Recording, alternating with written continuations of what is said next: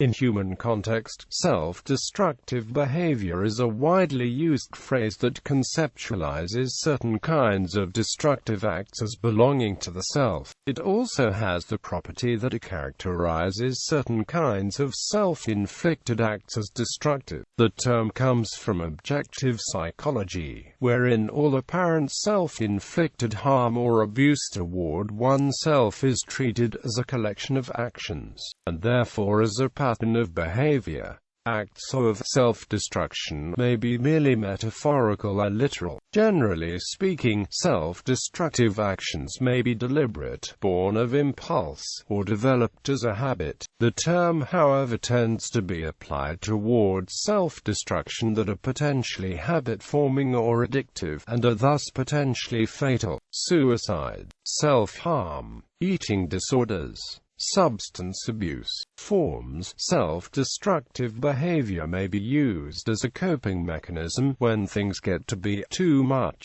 For example, faced with a pressing scholastic assessment, someone may choose to sabotage the work rather than cope with the stress. This would make submission of the assessment impossible, but remove the worry associated with it. Self-destructive behavior may also manifest itself in an active attempt to drive away other people. For example, they may fear that they will mess up a relationship. Rather than deal with this fear, socially self-destructive individuals engage in annoying or alienating behavior, so that others will reject them first. More obvious forms of self-destruction are eating disorders, alcohol abuse, drug addictions, sex addiction, self-injury, and suicide attempts. An important aspect of self-destructive behavior is the inability to handle the stress stemming from an individual's lack of self-confidence. For example, in a relationship, whether the other person is truly faithful, at work or school, whether the realization of assignments and deadlines is possible. Self-destructive people usually lack healthier coping mechanisms, like asserting personal boundaries. As a result, they tend to feel that showing they are incompetent is the only way to entangle themselves from demands.